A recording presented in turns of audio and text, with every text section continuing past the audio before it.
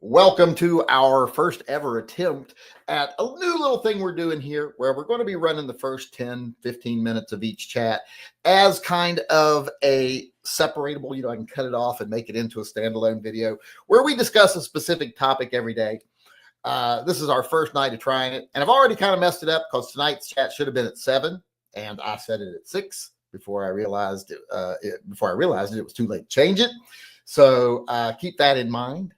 And we're going to be discussing tonight stand your ground laws. We're actually going to talk about a very specific case in Florida. And I want to hear what you people think about this. If you've got questions about it, if you want to know what I think, if I don't cover it or whatever, or you just want to make a statement, feel free to send in a chat. There's different ways you can do that. You can put something in the live chat. Just make sure to put at the Yankee Marshal in front of it. But it's really going to be hard for me to find those, but I'll try. Better off would be to send me an email at shootingleftofcenter@gmail.com. That would be the better thing you could do. Once again, that email is shootingleftofcenter@gmail.com. Or you can do a super chat. There's 2 different ways you can do super chats. You can use the dollar symbol down there below, do it through YouTube. Or if you want to give money to the Fur Friends Animal Rescue and you don't want YouTube taking half of it, you can use that link up there at the top, and I will address all of those questions. Hopefully we will have time. But the case I'm talking about, just in case you're not familiar with it, is a 79-year-old man shot and killed the son of one of his neighbors who was trimming tree branches. Now, not a real threatening act there, trimming tree branches, but apparently he had come onto their property and was trimming the tree branches on their side of the fence. And the homeowner went out to face him, and he was carrying a gun. Now, apparently he was threatened by the person who was cutting the branches. Even the person who he shot, the son of his neighbor, his own son was there, and he said his dad threatened the neighbor with a chainsaw, went at him with the chainsaw, told him he was going to harm him. The 79-year-old man shot and killed the guy that was trimming the branches in front of his 8-year-old son, which of course the media is using like, oh my God, in front of his child, the do it for the children kind of thing.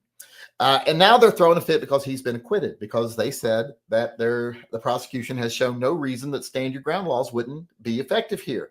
This person was on his property. This person then chose to make threats against him and had every ability to carry them out, and has a criminal history, a violent criminal history, showing that he's willing to carry them out. So the homeowner shot him, killed him, and now he's being acquitted because they're saying he was standing his ground. Now, of course, the media is saying, oh, these stand your ground laws, and then they, of course, put in a little quote that says, which are linked to higher crime rates, which is garbage. The only way you can link them to higher crime rates is saying, oh, some states that, enacted stand your ground laws, they had a 3% increase in violent crime and shootings. But then they don't mention that, well, states that didn't do that have had the same increase, maybe even higher. So that kind of makes your point stupid and very unscientific. But, when you pick and choose what you present, you can present whatever opinion you want. So I firmly agree that this guy should have gotten off. He should not have even been charged in the first place. He did take a fire gun out to what he thought could potentially be a fight. But here's the thing. If he didn't, maybe that guy would have killed him. Now, a lot of people are saying, including the sheriff that was involved, is he should have just called 911. And I hate that mentality of every time there's any possible problem, call 911. And I hate even trying to make people pretend that if you're actually in danger, that 911 is going to save you, because that ain't the case. 911 will not save you. I've always been a proponent of that mindset. So he went out there, confronted someone on his property, which he had every right to do. He was armed, which he had every right to be, especially being 79 years old and dealing with someone that he knows has a violent criminal past. So a lot of people would say he shouldn't have gone out there. Well, I agree. He shouldn't have gone out there. He should have probably in this situation called the cops. But I don't like the idea that he should have been required to do that. And also, you could very easily make the argument of, first off, the neighbor shouldn't have been in his yard. Second off, he shouldn't have threatened him while he's in his yard. That shouldn't have happened. that homeowner should have a right to feel that no one's going to come on my property and then physically threaten me. So yes, the homeowner made some bad calls. We all make bad calls. I know I'm the king of bad calls sometimes. So we all make bad calls. But as long as we're not the person that escalates it to the deadly force level, well, then the person who did, that's the person who's at fault, in my opinion. And this is a very clear case of the person who was trimming the branches, escalated it to a deadly force situation. So every little mistake that each one of them made up until then are just little mistakes that you can learn from. But when the one gentleman decided he was going to threaten a 79-year-old man with a chainsaw, and that man shot him, well, the guy with the chainsaw made the mistake of bringing the chainsaw to a gunfight that he started.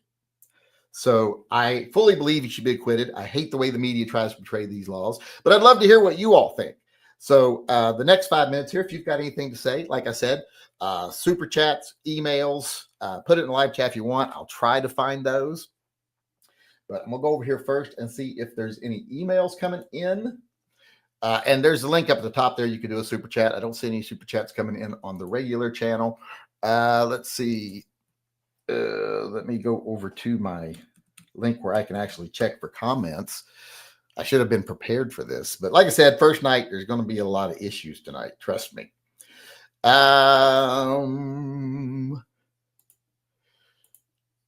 Let's see here. We got a comment here from someone. Let's see what they said. Could it be argued the older gentleman started the escalation by bringing a gun with him for initial contact? Well, someone could make that argument, but would anyone in here think that that is a valid argument? You can say, yeah, that was a stupid thing to do. It's a stupid thing to do if you're carrying a gun to get involved in a conflict, period. But sometimes you got to do things like that.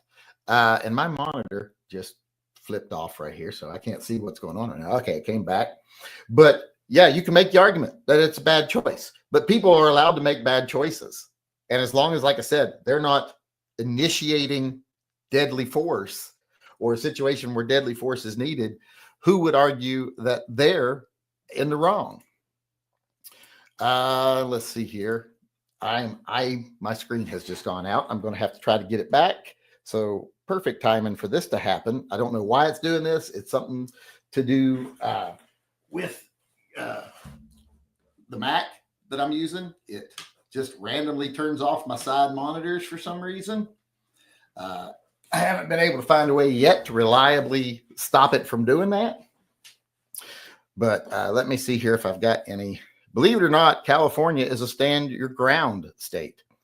That is surprising that California is stand your ground. But, you know, everyone in California hasn't always been crazy left-wing nut jobs. There has been some common sense in California up to some points.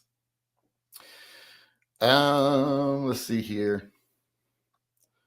I'll have to work out a better way to find these questions. Let's see if this is relative to the... No, that's about some emails. Let's see here. I don't see any questions or statements coming in. Another reason why I hate mowing lawns at HOAs, good customer, but if another neighbor doesn't like their lawn not getting cut, they'll yell at me. Well, that's a little different than actually shooting someone. You need to disable energy saving features. I already did that. Doesn't seem to be solving the problem. I personally gotten into a conflict and was armed. No guns were pulled, just a big shouting match. Well, that's not that uncommon. You know, if people carry guns, you know, you can't live your life free of all conflict. And believe me, I know that as much as anybody does. And sometimes you learn lessons. Sometimes bad things happen. And hopefully it's something that stays to a level you can learn from and no one actually suffers too much from. But yeah, nobody's going to be perfect all the time. No one's going to make the right decision every time, especially, you know, if someone else you care about is in a bad situation and you feel the need that if I don't intervene right away, they might get hurt. There's going to be all kinds of situations where you have to actually act, even when you're armed, but it doesn't necessitate deadly force at that point. And then if it escalates to that, is that really your fault just because you got involved and you have the upper hand if that happens? Does that make you the bad guy? I don't think it does. I don't like duty to retreat. No, I don't think anybody does. I also don't like blasting somebody for trespassing. I'm all for legitimate self-defense. Well, yes, I'm a firm believer that you have to legitimately feel endangered. Uh, you have to be in a situation where a reasonable person would feel in danger of their life. Like if it's 2 a.m, let's say I'm sitting on my couch, looking on my phone or something at 2 a.m, and someone breaks my kitchen window and crawls in. Do I have to wait until they actually shoot at me before I can use deadly force? Well, in that situation, especially if you've got kids in the house or you're someone like a female, etc., that can't really physically defend yourself. Well, the second they broke that window and decided to break in your home, they've given you reason to believe they're a danger to you. So I do believe you can use deadly force at that point. And if it's a situation that didn't warrant it, well, that's not your fault for not being able to tell. It's not your fault that you didn't know, oh, that's just, he's normally a good guy who doesn't do anything bad. And he works at the soup kitchen on Sundays. You don't know that. You can feel bad about it later. And I think all of us would. If we actually pulled the trigger on somebody and it later turned out that it probably wasn't necessary, even if we were justified, I think most of us are going to have an issue with that. We're going to feel bad about that. I've been in situations where I've had to feel bad about something like that. So I think most people will. We're not sociopaths. But I still do think when someone violates the sanctity of your home in the middle of the night, they're taking advantage of you. And they are willing to harm you. If they're willing to break your window, they're willing to break your legs, as far as, kind of the way I see it. So you have a right to defend yourself with as much force as you can bring forward. And if that's running over and as they're climbing in the window and hitting them in the head with a bat, I'm okay with that. And like I said, it may not have been necessary, but you are still reasonably assuming that could be the case. Standard ground laws don't give you the right to just shoot. You still have to be reasonable. You still have to have a reason to feel threatened. And that's the thing a lot of people miss. Now, like if I'm just sitting in my living room and it's 4 o'clock in the afternoon and someone opens my door and walks in and then just looks at me wide-eyed, well, yeah, if I started shooting right then, I would think that'd be an unreasonable decision.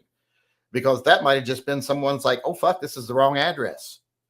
I did that once in our apartment complex. I walked into the wrong vestibule, went up to the wrong apartment, walked in on some people laying in the floor watching television. I'm like, well, this ain't my apartment.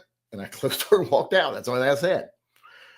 So I don't think you'd be justified in that case. Or like if a kid walked in your house. I'm not going to start shooting if a little kid walks in my house. Little kids do stupid stuff. We used to have, I remember when we first bought our house down in Fisher's Landing, first night, neighbors' kids come over and walk in our house.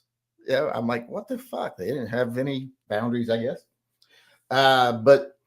Let's see if I can see any last opinions here. Good fences make good neighbors. That's true, but he had a fence. The guy just came over it, started working on his side. I understand mutual combat, but when the aggressor starts losing, bam, they start pulling guns and seeking weapons. Well, if someone starts to become a physical threat to you, if they start the fight and you start losing, well, then you have every right to bring whatever force you have to bear. Now, if you start the fight, that's a different thing. Like if you go up to someone, you start being an asshole, you're pushing them around, maybe you punch them first and then they punch you and you're like, well, they didn't go down when I punched them, so I'm going to shoot them. Well, yeah, you're wrong. But if they initiated the situation, different story. So that's the thing. The devil's always in the details. So we got like another minute and a half here. I'm going to do real quick, and then we will get off of this topic and go to our regular chat. We will be continuing the regular chat here. But I just wanted to talk about that today, and I wanted to start doing this in a way that we can actually share it with more people, the next day. So keep in mind, we'll do this at the beginning of every chat. It's not going to take long. 10 minutes is not very long. We're already almost 15 minutes in.